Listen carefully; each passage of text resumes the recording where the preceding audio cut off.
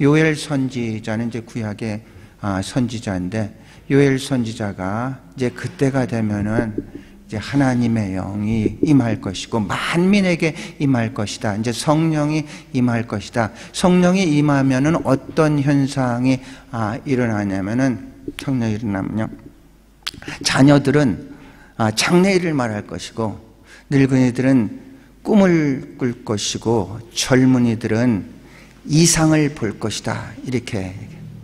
그러니까 이게 장래일이나 꿈이나 이상이나 미래지향적인 단어죠. 성령이 임하면은 바로 이제 그런 역사가 있죠. 성령 세례로 그리스도인이 되고, 성령 충만으로 그리스도인답게 살고, 성령이 임한 사람들이 모인 그 공동체가 바로 교회입니다. 성령이 임한 나이에 관계없이 내일에 대해서 이야기를 한다는 얘기입니다. 호주에 살고 있으면서도 한국 이야기를 굉장히 많이 하는 분들이 계십니다.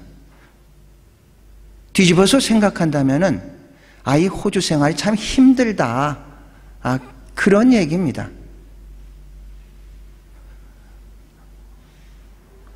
어르신들은 커피숍에 가면은 라떼를 많이 시키고 이야기를 나 때는 이런 이야기를 많이 한다고 합니다.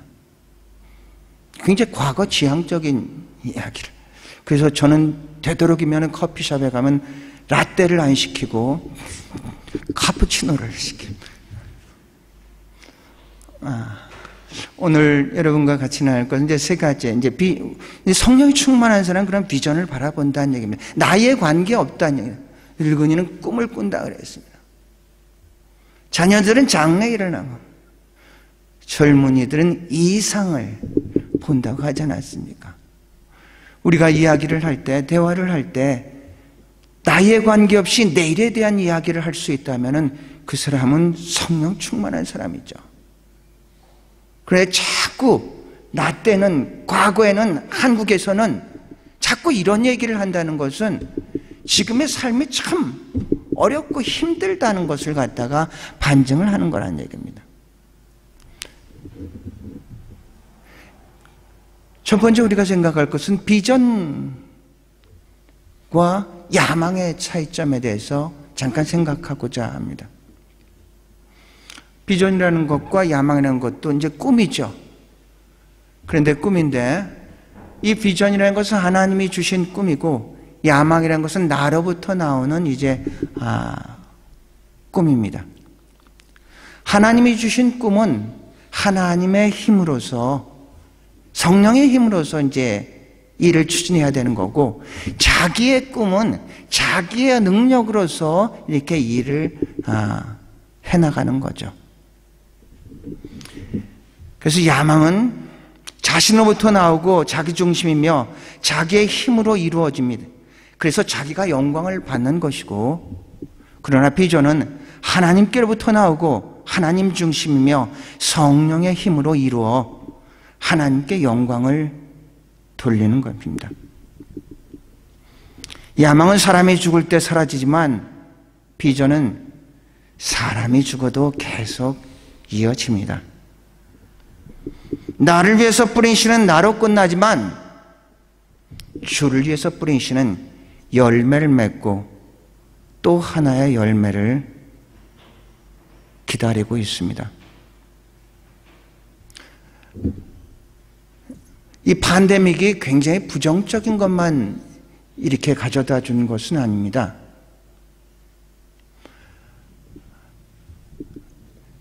세계 선교사 중보 기도회라는 그 그룹이 이 팬데믹 때문에 생겨서 지금은 1000여 명의 선교사님들이 한국 시간 7시, 여기 시간 8시에 모여서 2시간 동안 말씀을 듣고 같이 기도를 하고 하는 시간을 갖습니다.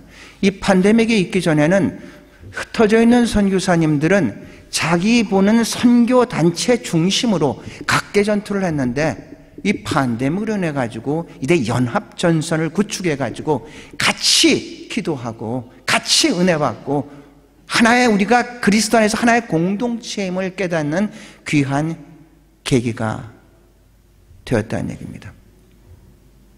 거기서 같이 참석을 하면서 많은 은혜를 받습니다. 우리가 매스컴을 통해서 제3자를 통해서 듣던 소식을 현장에 있는 선교사님들이 직접 얘기를 해주는 것을 듣고 많은 감동도 받고 도전도 받고 있습니다. 그러면서 또 한 가지는 이런 생각도 해봅니다. 저렇게 어려운데 전쟁 그 근처에서 도와주는 사람들도 있고 그 모든 환경이 열악한 아프리카에 가가지고 그렇게 헌신하는 분들도 있고 참 다양한 분들이 많이 있습니다. 아무도 알아줄 것 같지 않은데 그렇게 사역을 하고 있는 그런 분들을 보면서 참 많은 감동을 받습니다. 어떻게 생각하면 우리 같이 여기 같이 좋은 나라고 또 안전한 곳이고 모든 것이 풍부한 데에서는 그 현장에 대해서 잘 이해를 하지를 못하기 때문에 뭐 그렇게 뭐 어려운 데 가서 그러고 살아. 그냥 여기서도 선교할 수가 있지 않나? 이런 식으로 우리 스스로를 합리화시킬 수도 있는데 그런 선교사님을 보면서 그런 생각을 합니다.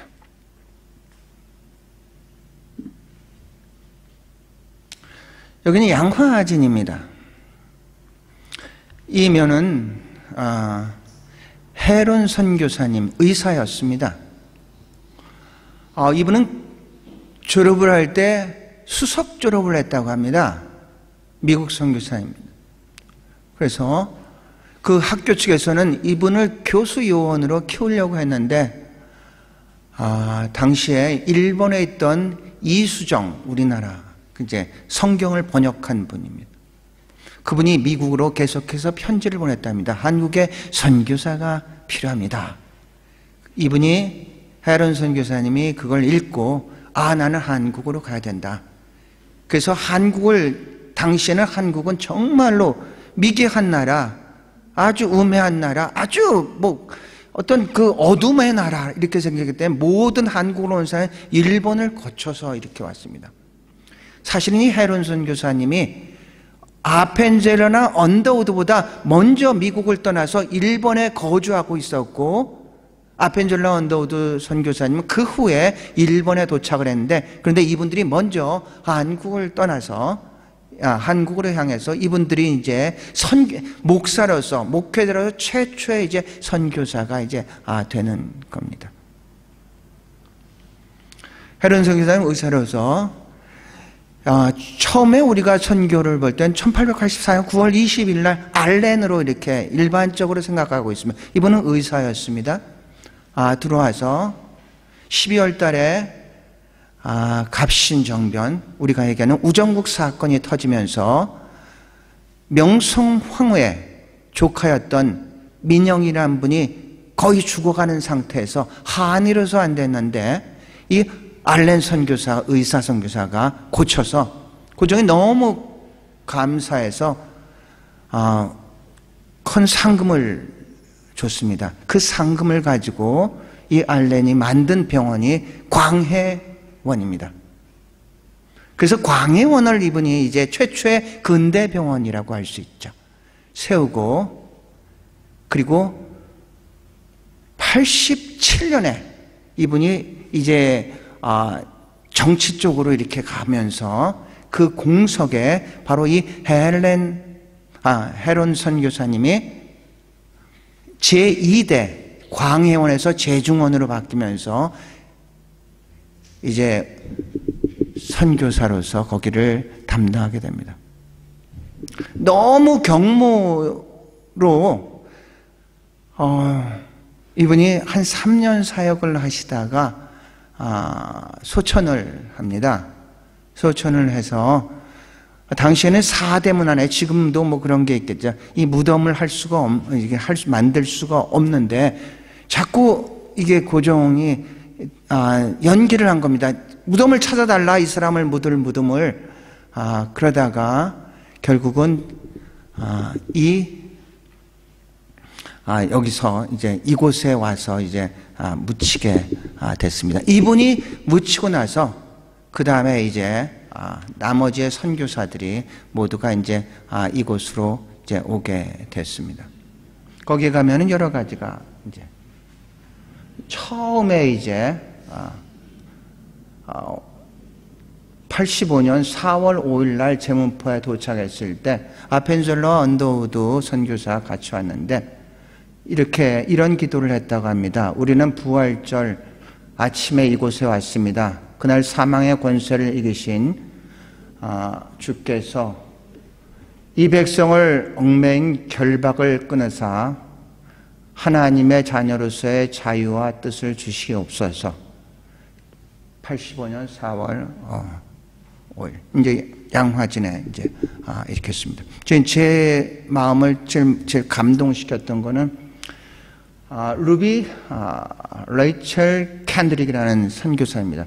이분은 9개월 만에 여기서 죽습니다. 한국에서 9개월. 24살에 처녀로 왔다가 25살에 죽은 분인데, 여기가 무슨 내 목숨이 1000개가 있더라도 나는 한국을 위해서 드리겠다. 이런 말을 하고 이분이 이제 죽게 되면서 그렇게 유언을 했다고 합니다. 내가 죽더라도 이곳에 많은 선교사들을 좀 보내줬으면 좋겠다. 그래서 이분의 어떤 뜻대로 거기 이분을 보낸 그 선교단체에서 한국뿐만 아니라 여러 군데 이제 선교사들을 이제 파송할 수 있었던 그런 분입니다. 우리한테 굉장히 제일 잘 알려져 있는 헐버트 박사님의 묘입니다. 이 안중근 의사가 이분을 그렇게 존경을 했다고 합니다. 이분은 선교사로 이제 왔는데, 당시에 우리가 이제 거의 일제의회에서 1905년에 을사늑약으로서 외교권이 뺏기고 이제 조금만 있으면은 경술국치가 들어오기 이제 그런 어떤 시기에 이분이 적극적으로 고종을 도와서 독립운동을 할 수 있게끔 했었던 그런 분입니다. 그러니까 어떤 복음뿐만 아니라 구체적으로 이 대한민국을 위해서, 조선을 위해서 이제 헌신했었던 그런 분입니다. 헐버트 선교사, 굉장히 우리한테 이제 익숙한 분입니다. 이분의 소원은 뭐냐면은, 나는 영국의 웨스트민스터 그 사원에 묻히는 것보다 나는 한국에 묻히는 게 내 소원이다. 이렇게 이제 평상시에도 그렇게 얘기를 했는데, 이분이 결정적으로 이제 추방을 당하게 되면 1907년에 우리는 헤이그 밀사 사건을 알고 있습니다. 이제 고종이 우리가 1905년 을사늑약으로서 외교권을 뺏겼습니다. 그래가지고 우리는 이 세계 어떤 조선이란 나라가 이제 외교권을 뺏길 때 스스로 행사할 수 없는 어떤 그런 위치에 있었습니다. 그래서 1907년에 헤이그에서 국제회의가 열렸을 때 밀사를 파송을 합니다.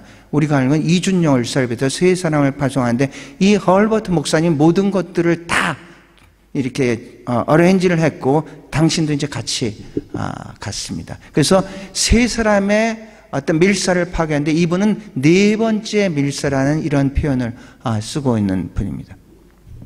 그 사건이 일제에 의해 가지고 이분이 이제 추방을 당했고, 그래가지고 우리가 정부 수립하고 이분을 초청했는데 그때 89세인가 그랬습니다. 이분 나가서도 계속해서 이 조선의 독립을 위해서 많이 이제 헌신하고 희생했던 그런 분입니다. 그래서 이분이 49년에 정부의 초청을 받아서 한국에 왔는데, 온 지 한 10일 정도 되다가 고령이어가지고 이제 소천하시고, 그리고 이제 이곳에 양화진에 묻히게 됐습니다. 이분은 뭐라고 합니까? The man of vision이라 했어요. 비전에. 사람은 자기를 위해서 사는 사람들은 그 사람이 죽을 때 이제 끝나지만 하나님을 위해서 사는 사람들은 그 사람이 끝날지라도 그가 뿌린 비전은 계속해서 이어지는 줄로 믿습니다. 지금 계속해서 4월 8일부터 7월 8일까지 시드니 한인 문화원에서 열리고 있는 맥켄지 패밀리의 전시회. 맥켄지 선교사, 그분으로 인해서 손양원 목사님이라는 그런 위대한 인물이 등장을 할 수가 있었고, 그분으로 인해서 소외되고 억눌리고 아무도 돌보지 않는 그 많은 나병 환자들이 구원을 얻을 수가 있었고, 그분의 딸로 인해서 지금도 일본의 부산의 일심병원이 종합병원으로서 많은 사람들을 돕고 있습니다. 하나의 밀알이 썩지 않으면 하나의 그대로지만 썩으면 많은 열매를 맺는다고 했는데, 그 사람들은 같지만 그 사람들이 남긴 그 비전의 씨앗은 지금도 어디에서 자라고 있고 또 열매를 맺고 있고 또 하나의 열매를 기다리고 있는 그런 것이라는 얘기입니다. 야망을 위해서 사는 사람은 그가 죽을 때 모든 것들이 끝나지만, 비전을 위해서 산 사람은 그가 죽더라도 그가 뿌렸던 복음의 씨는 계속해서 자랄 줄로 믿습니다. 두 번째로 생각할 것은 부전은 권능이다. 보세요. 비전을 주신 분이 내가 아니라 하나님이 비전을 주신다고 했습니다. 하나님이 일은 하나님이 하시는 거지 우리가 하는 것은 아니거든요.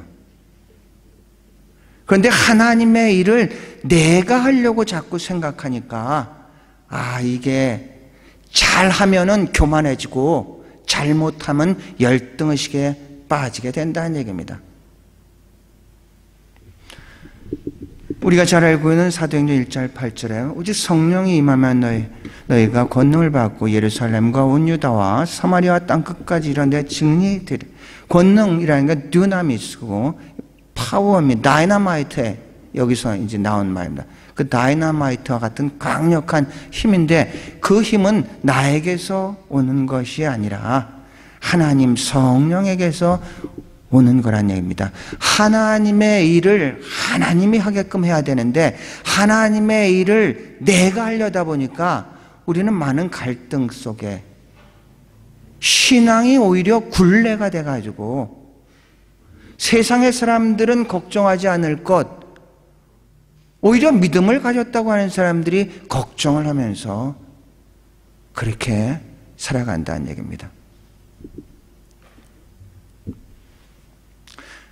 하나님의 선교라는 말이 있습니다. 하나님의 선교라는 것은 그 전체 여러 가지의 의미가 있는데, 그 간단하게 의미를 얘기하면 하나님의 선교라는 것은 선교의 주체는 사람이 아니다, 하나님이다, 이런 뜻입니다. 하나님이 하시는 일이야.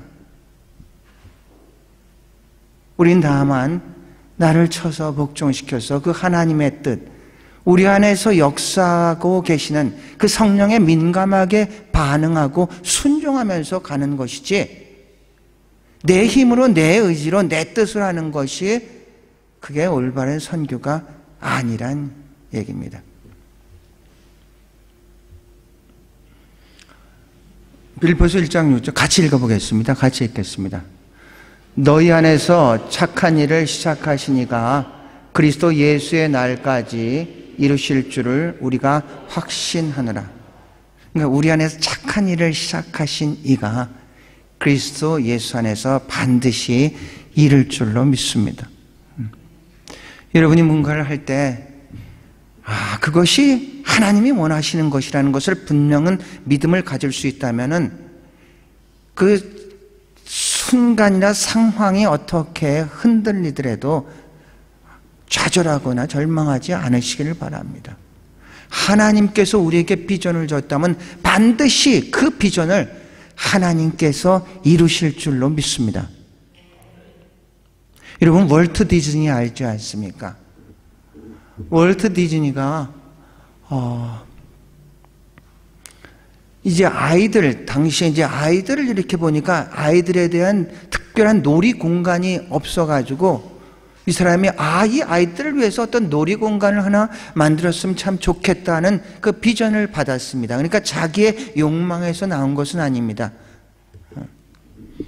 그래가지고 이분이 이제 기획을 하는데, 그러면 좀 더 지금의 어떤 놀이동산과는 다른 어떤 테마가 있는 아이들에게 꿈과 희망을 줄 수 있는 그런 공간을 좀 만들어야겠다. 이렇게 생각을 해서 이제 디즈니랜드를 캘리포니아에 이제 추진을 하려고 했습니다. 그랬더니 너무나 반대 세력도 많고 부정적인 의견도 많고 안 된다 이거는.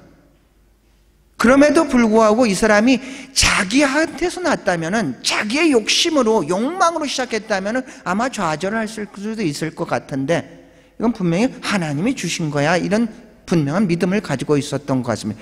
좋은 크리스찬입니다. 그럼에도 불구하고 추진을 해가지고 드디어 캘리포니아에 디즈니랜드를 만들었습니다. 그 만들고 나서 엄청나게 많은 사람들의 박수를 받았고, 대단한 일을 했다. 그런데 이분이 두 번째 꿈을 꿉니다. 그 꿈은 디즈니랜드의 한 20배 정도 되는 디즈니 월드를 만들어야겠다. 그래서 플로리다에 디즈니 월드를 만듭니다. 그 디즈니 월드의 사이즈는 저도 안 가봤습니다. 사이즈는 여의도의 35배 정도 된다고 합니다. 여의도의 35.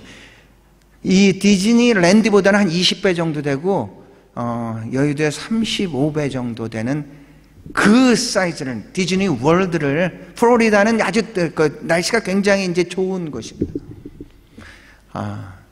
그래서 이제 공사가 이제 시작이 됐죠. 그래서 어느 정도까지 공사가 진행이 됐는지는 모르지만 공사를 끝나는 걸 보지 못하고 이 월트 디즈니는 이제 하나님의 나라로 가게 됩니다. 그리고 몇 년 후겠죠. 드디어 디즈니 월드가 개관을 딱 하면서 개관 식사에서 담당했던 사람이 정말로 아쉬운 말로 그랬답니다. 월트 디즈니 씨가 이걸 봤다면 얼마나 좋았겠습니까? 그렇게 얘기하고 답사로 그 부인이 답사를 했는데, 아까 말씀하신 분이 제 남편이 이것을 봤으면 얼마나 좋겠습니까? 이렇게 이야기를 했는데 제 남편은 이것을 보았기 때문에 만든 겁니다. 보여야만 보는 게 아니라 믿음의 눈으로 봤기 때문에 만든 겁니다.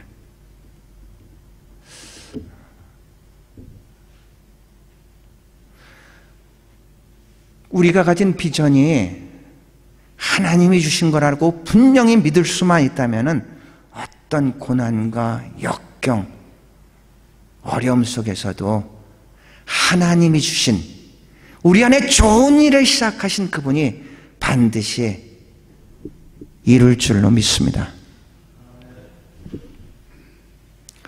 세 번째로 보면요, 비전은 방향이다, 이런 표현을 썼습니다. 비전은 칠흑과 같은 밤바다의 북극성이다. 그런데 제가 이게 북극성보다는 비전은 칠흑과 같은 밤바다의 등대다, 이런 표현이 좀 더 이 그림과 함께 매치가 되지 않을까 생각합니다. 낯선 곳을 여행하는 사람의 내비게이션이다. 낯선 곳에는 굉장히 우리가 한 번도 가보지 않은 거기 때문에 어디로 가야 될지를 모르는데, 만약에 내비게이션이 있다면 우리는 거침없이 갈 수가 있는데, 분명한 비전을 가진 것은 사람은 그렇게 나갈 수가 있다는 얘기죠. 항로를 잃고 표라는 배의 나침반이다. 배가 표류를 하는데 나침반을 갖고 있다면은 표류 않고 항해를 할 수가 있죠. 표류한다는 것은 방향을 잃은 건데, 항해를 한다는 것은 똑같은 어려움이 있더라도 방향을 알고 있고 전진해 나갈 때 우리는 항해를 한다고 합니다. 동방박사를 주님께로 인도한 별이다. 그게 비전. 40년간의 광야에서 방황하며 떠돌았던 이스라엘 백성들에게 가나안 땅이다. 출애굽 1세들은 방향을 잃고 40년 동안 그 광야에서 헤매다가 거기서 모든 것들을 마감할 수밖에 없었는데, 출애굽 2세대는 방향을 알고 가나안 땅이라는 것을 알고 전진을 해서 가나안으로 간 것. 그 비전이라는 얘기죠. 비전은 하나님의 눈으로 세상을 바라보는 것이다. 비전은 새로운 소망을 가지고 믿음으로 미래를 바라보는 눈이다. 비전은 척박한 현실의 자리에서 일어서게 하는 소망의 근원이다. 속도보다 중요한 것은 방향이다. 이야기는 우리가 많이 들었죠. 속도보다 중요한 것은 방향이다.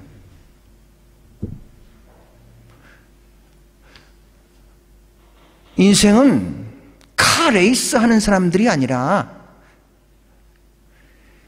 누구보다 빨리 갔다고 성공하는 것이 아니라 좀 늦더라도 올바른 방향으로 뚜벅뚜벅 걸어가는 바로 그 사람이 성공하는 사람입니다. 카레이스의 죄는 인생은 시계와 같은 게 아니라 분명히 방향을 제시할 수 있는 나침반과 같은 것입니다. 오늘 여러분한테 카톡을 보낼 때 죄란 것과 회개란 것에 대해서 말씀을 드렸습니다. 죄란 건 하마르티아에서 to miss the mark입니다. 방향이 잘못됐다 이런 뜻이고, 회개라는 것은 잘못된 방향을 바로 잡다, 방향을 바꾸다, 메타노이아 해가지고 방향을 바로 잡다. 방향의 문제라는 얘기입니다. 인생은 방향의 문제입니다. 해를 바라보고 있는 사람은 천천히 걷더라도 그림자는 언제나 뒤에 있지만, 해를 등지는 사람은 아무리 빨리 걷더라도, 빨리 뛰더라도 그림자는 언제나 그 사람 앞에 있는 것이죠. 그 그림자를 넘기 위해서 아무리 빨리 뛰어도 언제나 그림자는 그 앞에 있습니다. 클리브랜드라는 미국의 대통령이 있습니다. 유명한 분입니다. 이분은 22대와 24대 대통령을 하셨던 분입니다. 뭐 청소년 때야 누구든지 그렇지 않습니까? 친구랑 함께 이제 도박장으로 딱 들어가려고 하는데 그 옆에 교회가 있었는데 그 제목이 그 뭐 팻말이 있었는지 설교 제목이 죄의 싹은 사망이다, 이런 제목의 이제 설교가 있는 것을 딱 보고 이 둘은 잠깐 이제 도박장을 들어가는데 망설였다고 합니다. 그러다가 친구는 뭐 그냥 들어가자.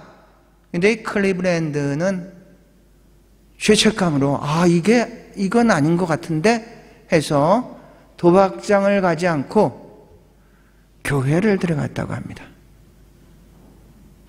그리고 나서 그 목사님의 설교를 듣고 회개를 하고 이제 진실한 크리스찬으로서 이제 살기 시작했고, 또 한 친구는 그 도박장 점점 더 수렁으로 들어가 가지고 살인까지 하고 사형 언도를 받았던 그런 사람입니다. 클리브랜드는 그 후로 이제 서로가 다른 길을 걷게 됐죠.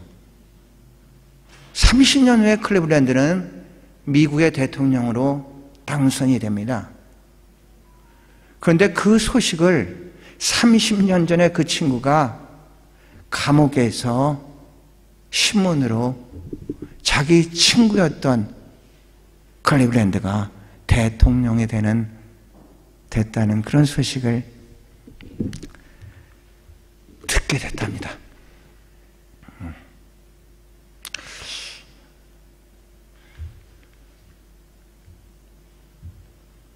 같이 로마서 10장 2절과 3절 같이 읽어보겠습니다. 내가 증언하노니 그들이 하나님께 열심은 있으나 올바른 지식을 따른 것이 아니니라. 하나님의 의를 모르고 자기 의를 세우려고 힘써 하나님의 의에 복종하지 아니하였더라. 열심은 있습니다. 열정은 있는데 방향이 잘못됐다는 얘기죠. 하나님의 의가 아니라 자기의 의로서 구원을 받으려고 했고, 그러니까 행위의 의를 얘기를 하는 겁니다. 인생 분명히 속도보다 방향이 정말로 중요하죠. 천천히 가도 괜찮습니다. 어느 스님은 멈춰야 보이는 것이 있다, 그런 글도 쓰고 있습니다. 우리가 지금 가는 방향이 이게 올바른 방향인가 아닌가, 그게 참 중요하다는 얘기죠. 비전은 하나님이 주신 것이고 비전은 방향입니다. 탈무드에 보면 이런 얘기가 있습니다. 어느 사람이 예루살렘을 가고 있었는데 너무나 이게 걷다 보니까 힘들어서 앉아있을 때 마침 마차가 지나가길래 좀 태워달라고 했더니 이 마차 주인이 타시라고 그래서 탔습니다. 그래서 물어봤답니다. 여기서 예루살렘까지는 얼마나 걸립니까? 그랬더니 한 30분 정도 걸릴 겁니다. 그러세요? 감사합니다. 한 30분이 지나도 예루살렘이 안 나와서 다시 물어봤답니다. 여기서 예루살렘은 얼마나 걸립니까? 그랬더니 그 마부가 하는 얘기가 한 1시간 걸립니다. 예루살렘으로 가는 마차가 아니라 그 반대로 가는 마차를 타고 물어봤을 때는 30분이었는데 이제 30분 지나서 가보니까 이제 1시간까지 갔다는 얘기죠. 방향이 잘못됐다는 얘기죠. 혹시 우리 가운데 그렇지 않습니까? 혹시 그런 분 없어요? 빨리 가면 갈수록 더 멀어지는 거죠, 이 사람한테는. 지금은 한국에 가보니까 고속도로가 엄청 많은데 과거에는 거기에서 회덕분기점이라고 있습니다. 회덕분기점 저쪽에서 전라도 쪽으로 와서 오른쪽으로 빠지면은 부산으로 가고 왼쪽으로 가면은 서울로 가는 그런 회덕분기점이 있습니다. 그런데 거기가 제가 생각하기에는 이게 쉽게 이렇게 발견할 수 있는 게 아니라 조금 이렇게 이게 신경을 써야지 이렇게 방향을 잘 줄 수 있었던 그런 곳이었던 것 같습니다. 그래서 어떤 사람이 서울로 가야 될 사람이 방향을 잘못 틀어가지고 부산 쪽으로 이제 딱 방향을 틀었다고 생각해 봅시다. 그리고 열심히 달려서 어떻게 됩니까? 달린 만큼 서울과는 더 멀어지게 되는 것이죠. 우리의 인생은 어떻습니까? 여러분은 지금 어디로 향하고 있습니까? 분명히 올바른 방향이라고 믿고 계십니까? 정말로 믿는다면은 저러나 오르나 치우치지 맙시다. 사람의 소리에서 상처받지 맙시다. 환경에 의해서 눌리지 맙시다. 하나님의 일은 하나님이 하실 것입니다. 우리 안에 좋은 일을 시작한 신인에는 반드시 우리를 통해서 그 일을 완성할 줄로 믿습니다.